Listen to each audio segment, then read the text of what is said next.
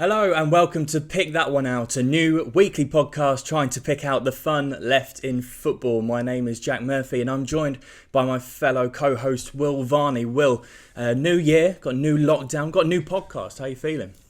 We have hello everyone listening in to pick that one out. Yeah, it's a pleasure to get involved in a fresh new podcast. And I think, when you look back at when Lockdown 3 was introduced, I think personally Boris Johnson introduced it because he knew we had no other excuses but to make this. We've been talking about it for so long now that it was almost like we had no more excuses. We had to do this. Let's get the ball rolling, Jack. Yeah, I mean, Boris is such a big fan of both of our work. It's no surprise that he would be... clearly knew there was going to be some insightful football chat that people had to listen to, whether they liked it or not, during Lockdown 3. And, we had to give it a go. I would say, instead of Pick That One Out, we should call it the podcast that nobody asked for.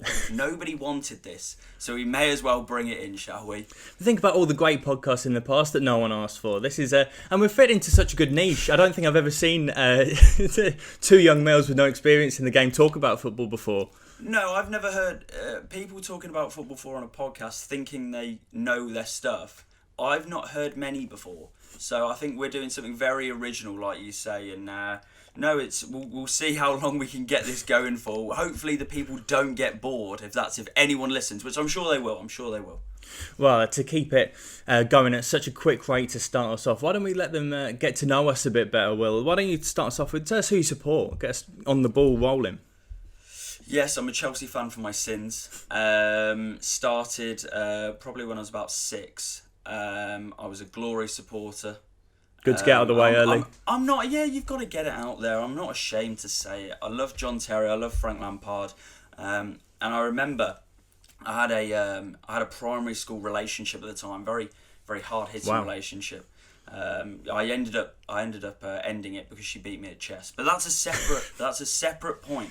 She didn't let me win. But I would say that she was the first person to introduce me to the notion of supporting a football team. I remember she said to me in the playground, do you support Aston Villa? And I thought it was like an animal. I had no clue what it was. So that was the first time I got introduced to even supporting a football team. So when I found out what it was, all of my family support Aston Villa. My granddad played in the reserves. So I felt like the best possible option for me was therefore turn my back on my local team and support the successful team at the time, being Chelsea. And, I was wondering where that was going, talking about the full length of history with your family in Villa, and how it was going to link to Chelsea. But I mean, I rate the honesty. I mean, in this game, you have to be.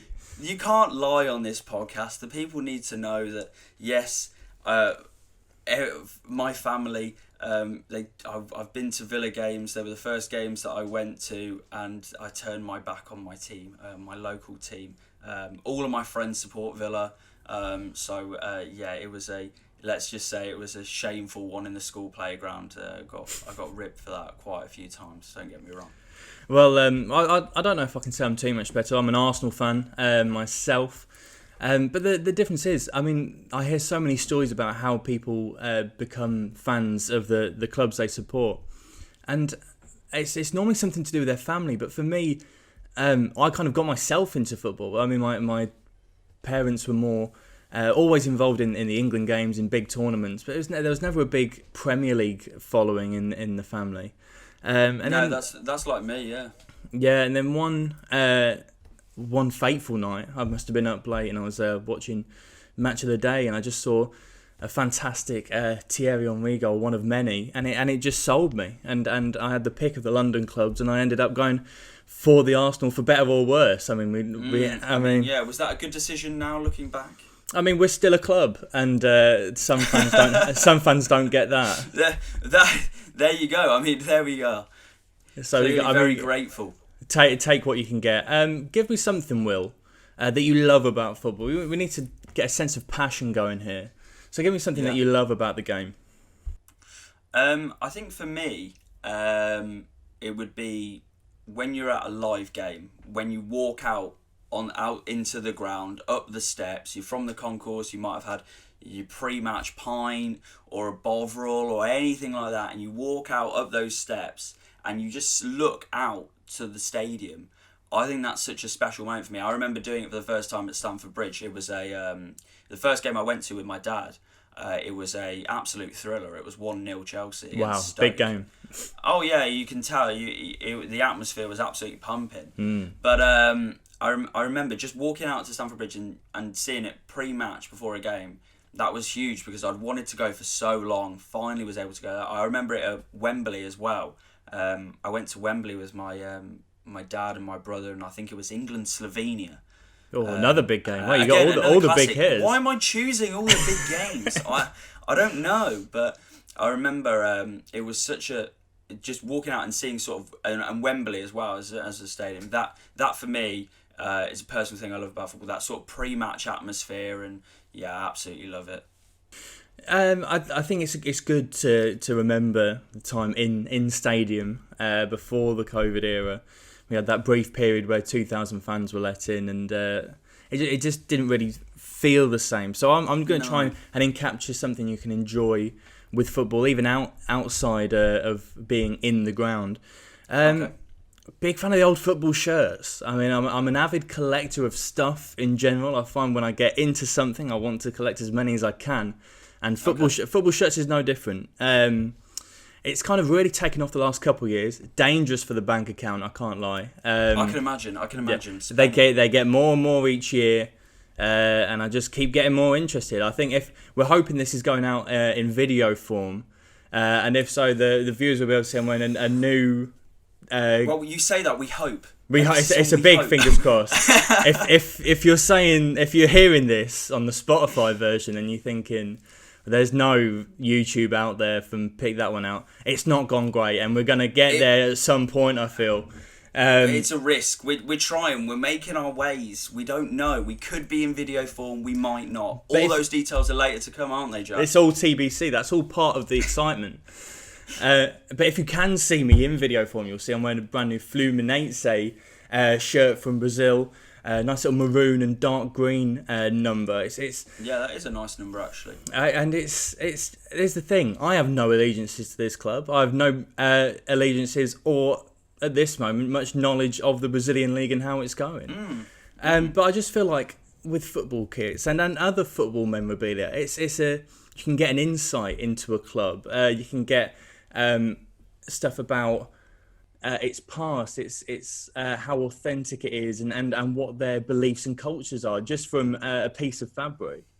I've never been a big collector of kits. I've always been one who every year I would buy the Chelsea home strip whether I liked it or not. Nice. I like the loyalty. It was almost like if I didn't buy it, then am I really a true fan? So dropping 60 quid on a t-shirt, I always thought, I'll just do it. And there were some years that I bought it and I look back and I think, why on earth did I get that? Like, I've got the, in my drawer, I've got the, there's a bright yellow number of Chelsea from a couple of years back. And I bought that, and almost like you just stand out and look like a banana if you wear that one.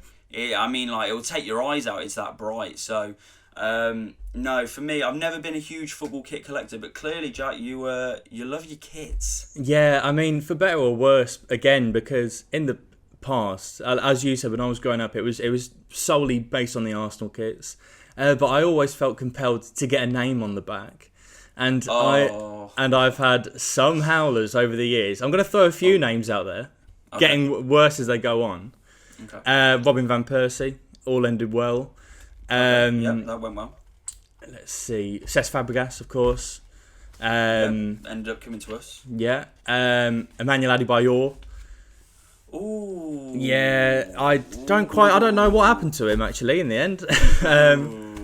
And finally, Marouane Chamakh. What? Why? This should almost be a topic. Next week. Which footballer would you not get on your kit? I heard he was hot stuff coming from Bordeaux. He had a mohawk. He was our new, I was going to say number 29. And he, Why? I mean, I don't know. I mean, you have to ask however old I would have been, 10 or, I don't know, I've been 11 or 12-year-old Jack at the time. But yeah, I mean... Wow, I'm impressed. I am impressed. Of all players, Marouane Chamakh. It's one for the collector's book. I mean, who knows how much that could go. Frame it. After His, that could go for a lot of money. After his storied career. Okay, so we've done the good. Give us something that you hate, a football pet peeve, if you will. For me, it's got to be. I'm gonna go in stadium again. Okay. And it's one of the. I've seen it with my own eyes. I've witnessed it. If you're gonna buy a ticket to a game, I can't understand why on earth you would then sit down in your seats and read the Daily Telegraph. Like I've witnessed it, and I've genuinely sat there and thought, why? And I know that like a lot, like especially Chelsea supporters at Stamford Bridge are like called like the cucumber sandwich brigade and all that. I genuinely struggle to understand how you could spend that amount of money and think, oh, just put my feet up, see what's going on in the business section. Like, watch the game, just watch it. Don't think like, oh yeah, I'll just sit back, relax. Get involved. Like, it's those people as well who are like, let's all just, when you're celebrating, for example, like, don't get me wrong, I'm not an ultra, but I would like to celebrate a goal. Like, I'm not a hooligan. I would love to celebrate a goal. You're part of the shed mosh pit, aren't you? Oh yeah, of course. They're crazy, those guys. The West Stand massive. But like, genuinely, like, you might celebrate a goal, you might jump and get in, and somebody's going, let's calm down. Can you just chill out a bit? I've had that before, and I've genuinely looked at them like, sorry. And I know it's happened at other football clubs as well. I've heard stories from like, my friends who support Villa and stuff like that, and you just think like, grow up. Yeah. You're at a football game, you know where you are, literally grow up.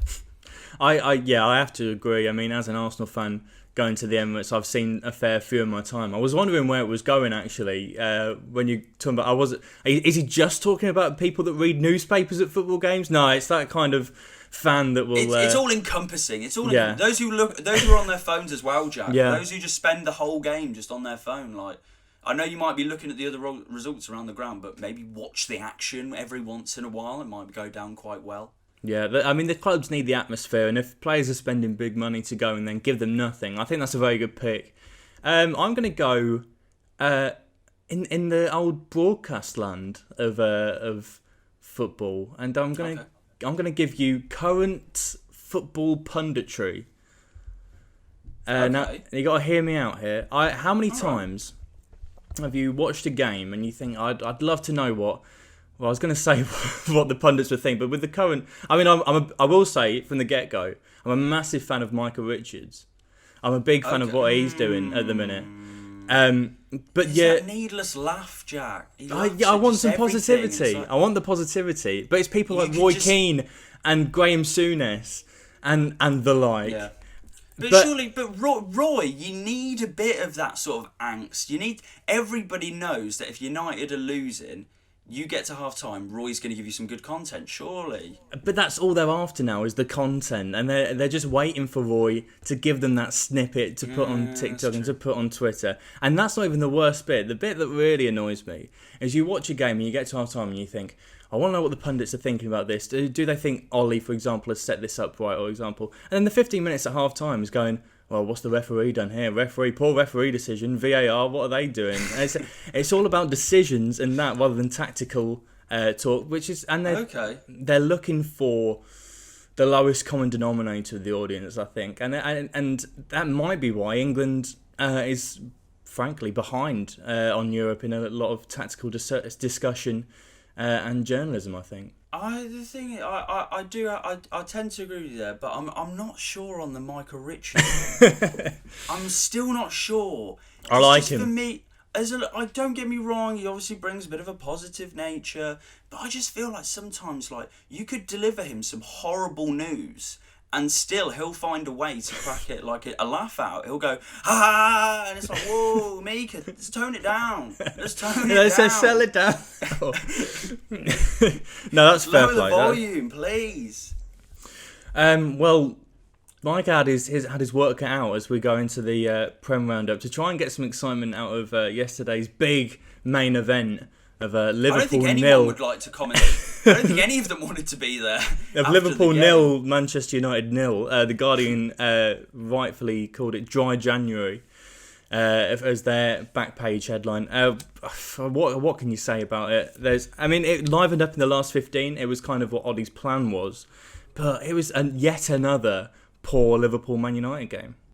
How many times has there been games this season between the top six where it's been incredibly dull to watch? Like, genuinely, there's been so many. Like, I remember watching Man United Chelsea. That was painful to me. That was genuinely so dull. Chelsea Spurs, that was really dull. I think the Manchester derby as well, something that you would normally consider with some decent stuff. That was awful dreadful too. And I do wonder, you could be onto something here. I wonder if, because at the start of the season, we were all talking about how entertaining everything was and how high scoring everything was. We had the Villa 7-2 against Liverpool. Spurs was scoring for fun, like the 6-1 against Man United. I do wonder if the big teams are now scared of this attacking of that attacking revolution, and they've all kind of like taken a gear off just to go make sure you get the clean sheet to start with, or defensively solid at least. And you look, I mean, to be fair to Pep Guardiola, they won 4-0 last night, and their defence is looking better than ever. Well, I think the thing is as well, we look at it and we obviously say this season is different. We've noticed in recent sort of weeks and months that the goals that were at the start of the season, that goal rush has dried up hugely.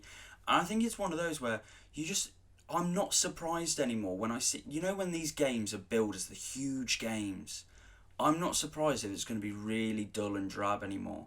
These are the games that usually would be like Super Sunday, and I'd be sat in front of the TV thinking, whoa, I need to be there to watch this. And now I'm thinking, do I? Do I really? I feel like a schmuck for buying into it every time. You're buying into it, and I'm genuinely sat there for 90 minutes thinking, what would I rather do than be sat here watching this? And it made me it put me onto something, this, Jack. Yeah, go for it. What is the most boring thing you would do rather than watch that game yesterday between United and Liverpool? Think of the most tedious thing in the world that you could do that you would have rather done. And I've got an example. Hit one. I remember I was once so bored here at my house here in London that I sat outside. We have a small sort of concrete, we call it the concrete jungle. Nice. It's almost like Very it's London. A little small back garden. Yeah. And I've sat out there in a deck chair, and I noticed that planes always fly over the house, I think en route to sort of Heathrow or something like that. And I genuinely started to count. I counted the minutes and seconds between each plane flying over. Oh my god, that's so much worse than I could have ever thought. That's quite sad. I know that's quite sad to admit to, but at the same time, that was how bored I was. I would have rather have done that than have watched United Liverpool yesterday. Just think about all the things you can watch instead of it, all the awful TV on at the minute. I watch too much awful TV. I think you were telling me you were talking about the Masked Singer earlier. I mean, I'm not. Oh, I was. I'm not necessarily a watcher, but you were telling me about someone that was on it, and I couldn't believe it. Yeah, former England boss, Spurs boss, Glenn Hoddle, unveiled as grandfather clock. That's huge news.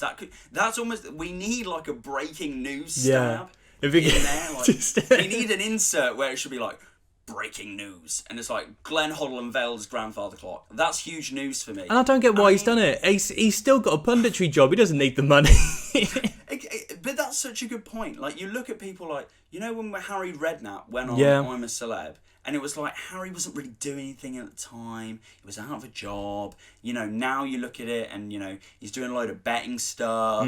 He's, I think he's making a load of jam roly-polies or something like that. Something like that. He's doing stuff with chunks. He's doing something, and you're going, Harry, don't do it to yourself. No. You've got enough. You're better than this. You're better than this. Didn't he win an FA Cup with... Was he Pompey boss when they won the FA? You've won an FA Cup, Harry. Don't do it to yourself. And like, I'll tell you what. Look at Glenn. This has got me thinking. Managers on reality TV shows and what we could have here if this is a new genre. Well, I think that could be. This could be a good thing. If a manager on. Okay. An iconic boss Premier League man. Okay. Former Premier League now, but he knows his stuff. Okay. I don't think I've ever loved a manager as much as Neil Warnock. Yeah, I knew where that was going. I do love a bit of Neil. I don't think I've ever loved a boss as much as Neil Warnock. And I would love, if I had to think of a show to see him on, I'm going Come Dine With Me. Oh, it's a great show. I'm going to go Come Dine With Me. Because I think in the kitchen, him whipping up a meal, and do you know what's interesting? You could do a manager's Come Dine With Me. Oh, that's beautiful. You could get and that would be interesting. Get a load of them around the table. I'm thinking you get Warnock in, Brucey, Steve Bruce would have some good content. I think you got to throw some sort of rogue names in there. Somebody who's going to sort of like light it up a bit, not like the mainstream. Do you know what? I'd love to hear from Tony Pulis. What's he doing these days after the Sheffield Wednesday? Well, he got binned from Sheffield Wednesday after I think it was something like 45 days. Yeah. So I mean, he's had a bit of a rough ride, but Tony get the name out there again, Tony. Get on the manager Come Dine With Me. And do you know what? I would actually, of all people, I'd love to hear from Sparky. I'd love to hear from Mark Hughes. Because you've just got how he continues to be in the line. How does that man continue to get jobs? I'd love to know. You've just got that managerial merry-go-round in there. Yeah. We just get them in. Pardew, maybe throw Kirbishley in there as well. He's been hanging around. I've got hear me out here. Great British Bake Off. Okay. Sam Allardyce. Yes, I'd like that. And I mean, do you know what? I've got experience in serving Sam Allardyce food. Wow. One of the when I first started at TalkSport, it was like one of those where you go and get sort of the breakfast or like the coffees in the morning. I'm just thinking like I'm just happy to be around these people. Like yes, I'll do anything. And I remember Big Sam wanted a sausage sarnie, which it's the least surprising thing. It's the most Big Sam breakfast order ever, and genuinely I've gone okay, and I didn't realise you could go down to the canteen and just ask the canteen staff like, a sausage sandwich please. I'm sweating, I'm thinking, oh my god, what am I going to do? Like Big Sam, I've got to make this good. Like no, and I remember I've got the individual ingredients and I've actually made it myself. So I've got like the sausages from the buffet. I've toasted the bread. I've toasted the bread for him. I'm putting it together. He wanted brown sauce, which I rated from Big Sam because I have a phobia of ketchup. We'll throw that into a future episode. Wow. We'll touch back on that. We'll come back to that. And I mean, genuinely, I remember serving up this sausage sandwich and I remember thinking, this is it. It's do or die now. There's no coming back from this. And I just remember him sat on the sofa in the gallery. He tucks into it and I'm nervously waiting. And there's this pause. And he goes, this is good, this. No, I remember just thinking, it was like one of those fist pump moments. Get in. Here, he loves it. Get in, Big Sam. And that's still one of my go-to stories. I can never live that down. Serve Big Sam a sausage just salad. Knee sliding across the TalkSport studios. Oh, it was huge. It was huge. That big moment. Well, Big Sam's getting a lot of criticism since coming back into management in the Premier League, and it had us thinking about two big names in the Premier League that are on very poor form at the minute. We're talking Marcelo Bielsa's Leeds United, and we're talking Nuno Espirito Santo's Wolves. Both in kind of free fall at the minute with their current form. I do wonder, do you think the contingent of, I don't know how to describe them, indie football fans, Mundial readers, shall we say, are overrating these clubs due to their continental styles? I think they're in free fall, both of them. I think personally, first off with Leeds, if you're losing 1-0 at home to Brighton, where are all the people now going, Marcelo Bielsa, they're playing so well, they're losing 6-2, but they put up a fight, so we can trust them? No, they're all gone into hiding, and good, because I hated that. I absolutely despised those people who were going, yeah, they're getting slapped about a bit, but they play a nice style of football. Daniel Farke did that at Norwich last season. Where are they now? The Championship. It doesn't work. If you're going to play a certain way, then if you want to stick to it, fine, but don't expect to get results all the time. And and it's just one of those for me where I couldn't stand people backing Leeds when they were getting slapped around. And you look at that now and you go, 1-0 loss to Brighton. And I know that you've been a fan of Brighton, Jack, even though they haven't been getting points. I'm big Graham Potter stan. Well, I know Pep said he was the best English boss, and I just took that as a huge slight on Frank. I felt that cut me deep. It hurt. But I mean, for me, it's one of those where and with Wolves now especially, you've seen since Raul Jimenez got that injury, Wolves just have they have the cutting edge of a spoon. They can't do anything up top, and you look at them now. And at the start of the season, I said, as my sort of controversial opinion, Wolves are going to be bottom half, and I genuinely believe that unless they go out in this transfer window and they have to sign someone. Yeah. But for me, no. And do you know what? I actually revel in it. I'm actually enjoying Leeds and Wolves being poor, because for so long it has been that whole vibe of not essentially with the Leeds, but especially with Wolves, and it's like, yeah, they've got the backing of, that Portuguese super owners at Jorge Mendes, and they've look at all the great players, they play this exciting football. And I mean, when Neto scored to beat us 2-1, I was livid. That pained me. So now to see them just, in a bit of trouble, I'll take that all day long. Here's the thing. I'm going to rebuttal, because I am one of those big Bielsa super fans in hiding. Oh, yeah. Goodness me, I've just slated you. I love that the Leeds style of play. And here's the issue. It's not the play or them getting slapped. It's them getting slapped and people almost praising them more for it.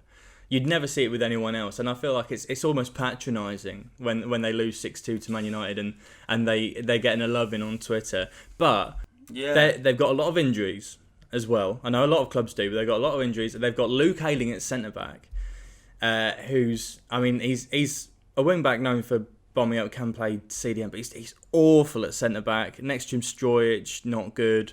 Liam Cooper's. Do you think they're fatigued? I don't think fatigue just yet. I think they're one of the fittest teams in the league because of Bielsa. Everyone says this. Everyone makes a big thing of Leeds are known for being one of the fittest teams on the pitch. Always, they don't stop running. It's like 11 road runners. But now it's just like they look like they haven't got legs. And I'm going to put an argument out there that the Brighton game was the first game I think I've seen when I thought that was really poor. Like they weren't even good attacking though. Like defensively, there's been holes, we know that, but they couldn't even create anything against Brighton, and that's when it starts to get worrying. But I do believe that end of the day, it's a very heavily Championship team that's currently a mid-table Premier League team thanks to Bielsa. Also, my final point: what are the Premier League managers getting over 10 goals a season from Patrick Bamford? Well, I'll agree with that. I mean, start of the season, don't get me wrong, big Pat Bamford, I thought this man's going to struggle. And I mean, because I remember TalkSport put a tweet out like, can he cut it? And he replied like, here they go again. And to be fair, the man has done the talking on the pitch, because it has actually been scoring. So it has been really impressive. All I would say finally on Leeds is, Viva Karen Carney. She said she called it. They look tired. They look like they're tiring. Leeds got chippy. It all went off. And has she been vindicated? They lose 3-0 to Spurs. They get slept by Crawley. Yeah, that was okay. I take it back when I say Brighton. Karen's laughing at home. Take it back when I say the Brighton game was the first Karen's bad one. The Crawley one was very bad. The Crawley one was an awful performance. Yeah, that was bad. It was bad. But it was. Keeping in mind that the manager perceptions on Twitter, you were telling me something last night about something you saw on Twitter about managers. I'm not sure if you have it to hand. No, yeah. So what I saw in the paper, I don't know who's gone to this time and effort as well, but it actually sort of is it's a bit interesting. I'll vibe with it. Somebody's done a study on which Premier League managers get the most negative sort of comments and criticism on Twitter, and we're on Twitter. Yeah. We see it. There's so many memes banded around, and I mean, so you're looking at the top 3 Premier League gaffers. Okay. So we're talking Who have the most slander. Yeah, who is slated most? I've got to think. The only thing I see at the minute on Twitter is memed images of Frank Lampard looking fat. Yeah, I mean that you would be spot on because he's top. He is top.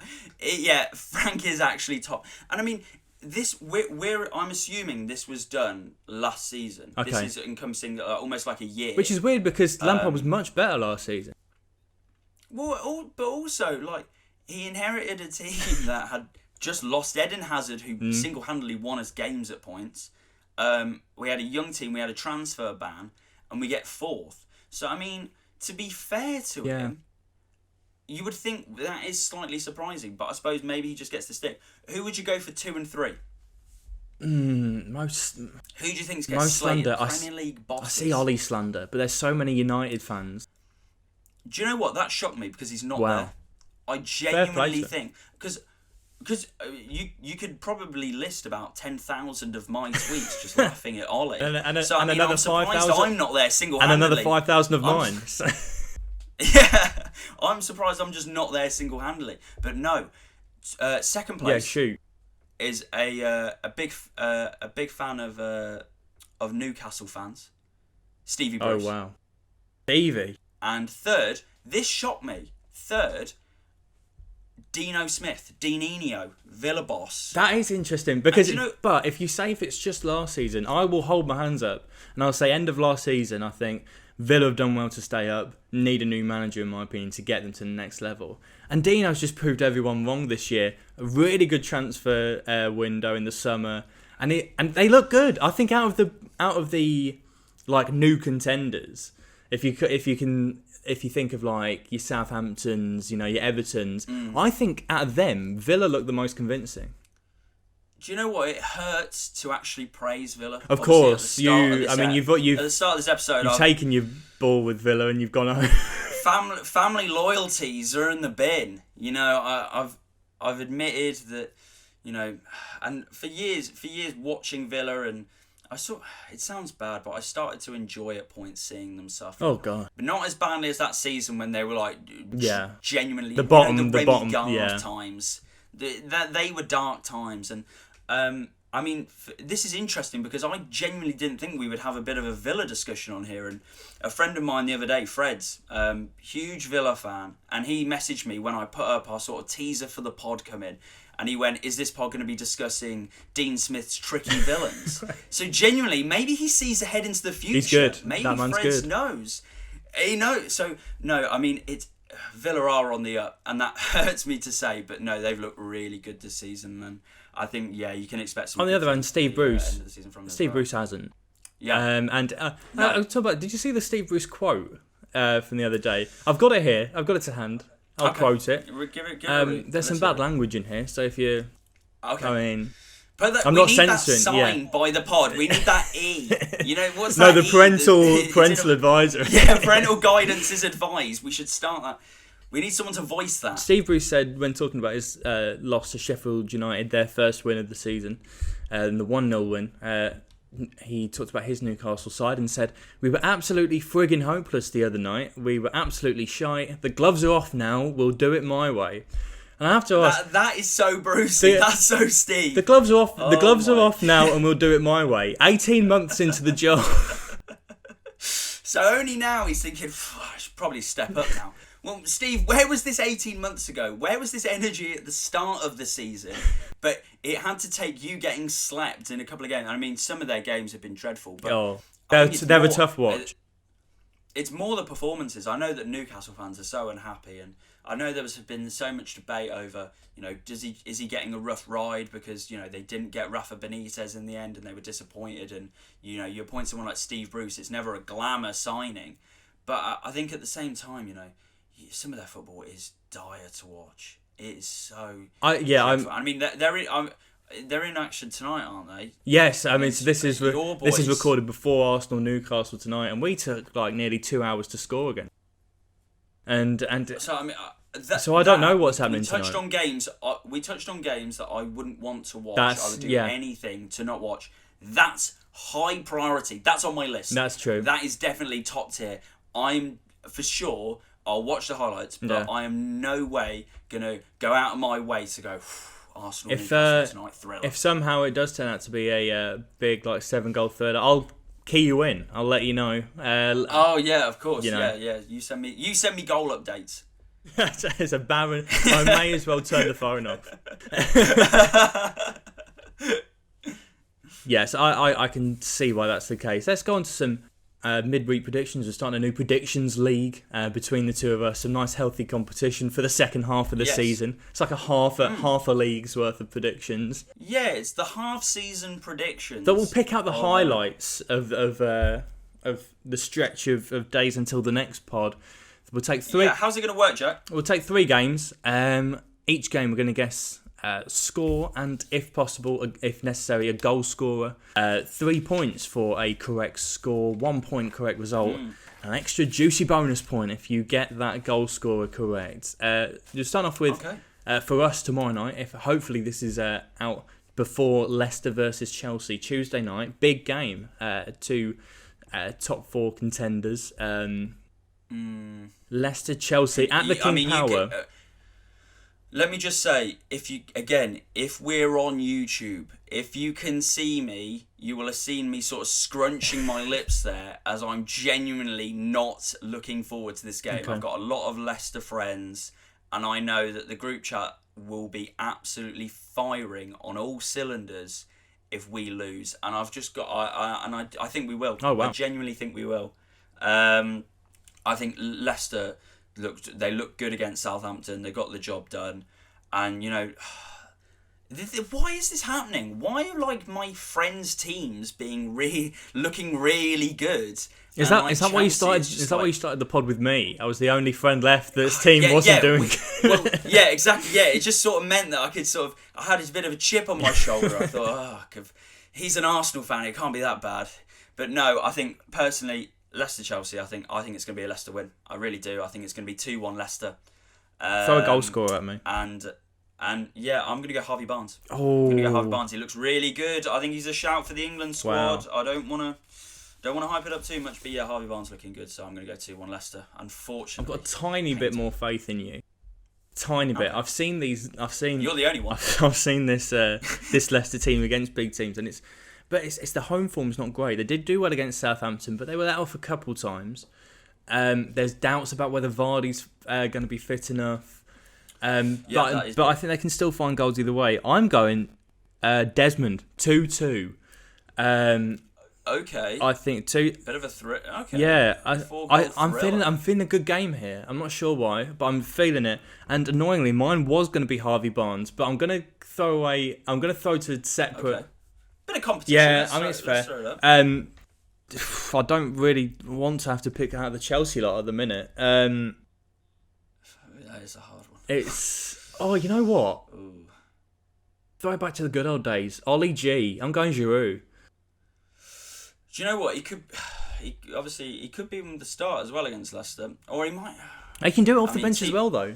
Timo Werner can't hit a barn door at the minute. So He's been poor. Yeah, that is an understatement. Let's head on to Wednesday night. I think this could be a really good one as well. Man City, Aston Villa. I think it could be good. I'm gonna go. It could be. I'll take the lead on this one because I feel goals, but then both defenses have been good as well. So it's a really, both attacks have been good, both defenses have been good. I'm gonna say City edge it. We don't know the story of Villa and who's got COVID, who hasn't, whether there's fitness issues. That is a good point. Yeah. I'm saying City 2-1 win against Villa. But going rogue again, City, you never know who's scoring. I mean, it could be any of the front 6, 7, who's, even if they're not starting, they could score. Yeah. So, real outsider pick here. Ollie Watkins loves it against the big 6. 2 against Arsenal, hat-trick against Liverpool. He's been robbed a few times by VAR, I swear, of goals as well. He definitely has. He's getting in the positions, really sharp. which I think is definitely important. So I'm going to go Ollie Watkins. I'm going to say he's the goal scorer. I'm going to go 2-1 Man City. What are you saying? Well, I mean, it's a good point that you raised about Villa. We don't know with sort of the squad and them sort of be. I think it's 4 games they've not been able to play. Yeah, they're very behind. I'm gonna go 3-1 City. And you know what? Goal scorer. I'm going John Stones. And I know that you're Big loving fan. John at the moment. John Stones is in my fantasy Premier League. I think just for that itself, don't be surprised if you see her pick that one out. Sideshow, FPL show. It's Fridays. going to be like an in-depth analysis. Branched off FPL show. If it happens, don't be surprised. I'm flying up there thanks to old Johnny Bone Stones. He sorted me out last night with 2 goals. But no, he's doing great. It's a bold pick. It was his first league goals in 5 years. I think he's going to be on a bit of a roll now. I really do. Form player. That's why I'm going to go. Yeah, I'm going to go 3-1 City. John to score. Okay, and then the last one. I'm not expecting a thriller here. Thursday night, Liverpool-Burnley. Liverpool can't score for their lives at the minute, and Burnley not exactly thrillers themselves. What are you going for here? Well, I mean, if you look at Liverpool's form at Anfield, nothing suggests to me that Burnley are going to rock up and do them. So, I mean, am I expecting a thriller? No, but I will go. I think Liverpool get the job done against Burnley. They've got too good a squad. I'm going 2-0 Liverpool. Okay, who's scoring? And I'm going to go Mo Salah. Okay. Mo Salah to score. Okay, I think Liverpool's barren run continues, but not to the extent as it has been. Ooh, big call that. The issue is my prediction was Liverpool 1, Burnley 0, and I'll stick by that. But you've stolen it again. I was going to go a Mo Salah penalty to end the barren run. You can pick the same. Yeah, I know, but I just want to keep it. These, I want to keep it lively. That's the thing. Are they going to score from a corner against Ben Mee and Tarkowski? Unlikely with their current centre backs. You never know. The centre mids aren't really chipping in. I'm going to go. I mean, I'll go Mane. Yeah, it's safe. That is safe. That's a safe it's safer than John Stones, but I mean, you say that John Stones on the scoring form compared to Mane, Salah. Honestly, if John scores, we might have to do a Thursday podcast post game. When you see the FPL logo across the pick that one out badge, you'll know that we've rebranded. There's our predictions done for week 1. We'll let you know how we get on next week. I think the refs just looked over to the 4th official, and we've reached some stoppage time here. Is there a whistle? I'm trying. Good. You're not getting it from me, bad. mate. You're leaving it there. Was that an attempt? Let's just pretend I didn't try to whistle. Post. Get it in post. We'll get it in post. Yeah. Can we edit that in? Wait, let me go one more time. If not, you'll hear an edited whistle, everyone. We'll leave it. We'll leave it today. It's not on form. The lips are not on form. Okay, we're looking at as quickly as we possibly can. We're going to ask each other 10 quick fire questions just to get our perspectives on something. We want quick fire off the dome. First thing that comes to your head, answers. Like I say, quickly as possible. We're aiming for 60 seconds. But I mean, we've seen Fergie time before. I'm happy to go over, but we're aiming for 60 seconds for that sweet TikTok, baby, for that 60 seconds. Oh, here we. Do you know what? I've still not got TikTok. I still haven't, but you will after these. TikTok. Yeah, I know. You will after these highlights come out, mate. Yeah, exactly. Here we go. Okay, tell you what, you shoot for me first. Let's hear 10 questions for me first. Let's go. I'm ready. You ready? I'm ready. And we're off. Messi or Ronaldo? It's got to be Messi. Half-time pint or a Bovril? Give me the pint. Tough conditions at the minute. I want a hot drink, but give me the pint. Fair point. Sack the Bovril off. A signed shirt from any player. Who's it from? Henri is the idol, but Ian Wright's up there as well. A ref one. Mike Dean or Anthony Taylor? Anthony Taylor. I hate Mike Dean so much. Long sleeve shirt or a short sleeve with gloves? Kieran Tierney style.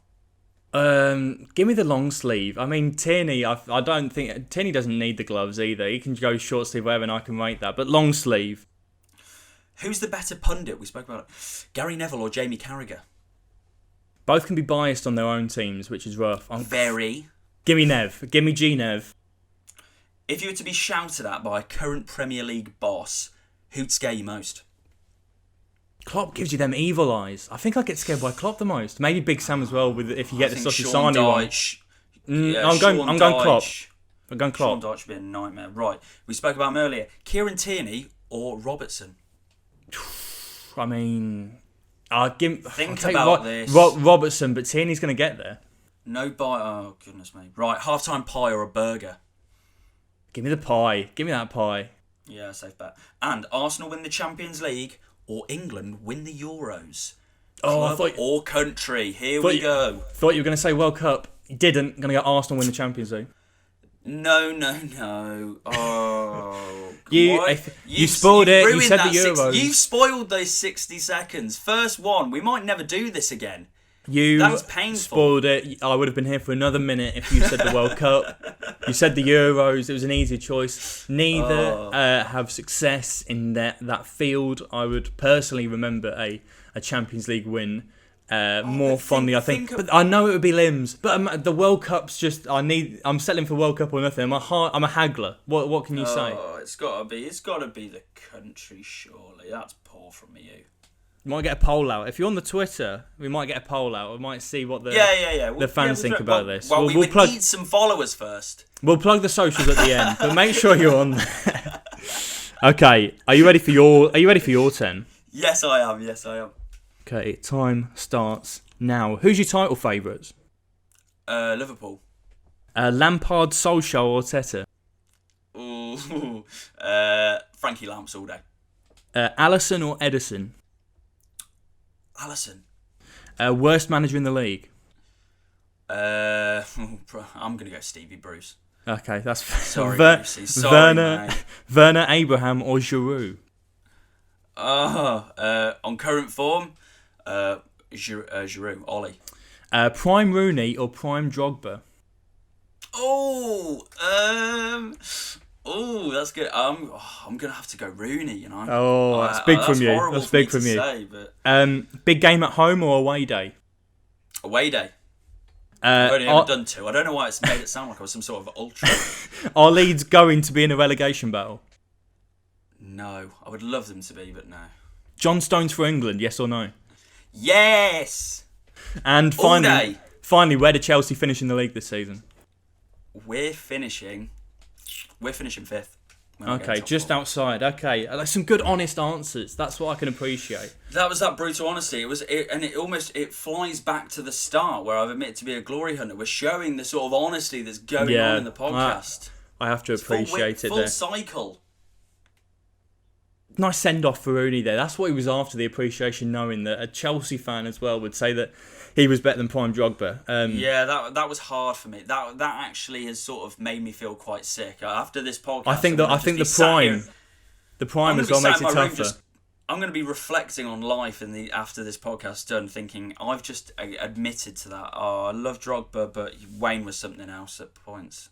It's fair play, and that's going to send us to a close here on the first ever Pick That One Out podcast. But before we come to a close, since we are a new podcast, I'd like to remind everyone to check out the rest of our platforms. Like we say, we've said it earlier, fingers crossed this is on YouTube, baby. We could be on YouTube. We could be. You don't know if we are or not. Hope. If you do, you might see me. I'm sort of wearing. It looks like a turtleneck, but I thought it was a turtleneck the whole time. It's like a Nike. Did you actually? It's like a Nike jumper, but it does look like I'm sort of sporting a turtleneck in my room. So for that reason alone, you should probably check out the socials. Jack, let's hear him, mate. Alright, well, if we are on YouTube, make sure you like and subscribe on Pick That One Out Football Podcast on YouTube. Of course, Spotify and iTunes if you want to listen to audio. You don't have time to watch us, you're on the go. Spotify and iTunes is where to go there. Follow us on Twitter at PTTOpod for some exclusive polls, potentially some highlights as well, and always updates on when the next podcast will be. Also on TikTok for some potential highlights at Pick That One Out for episode highlights and potential down the line extra content. Content, whoa! Easy time. So that's full time then on episode 1 of Pick That One Out. Thank you for joining me, Will. How do you think that one went?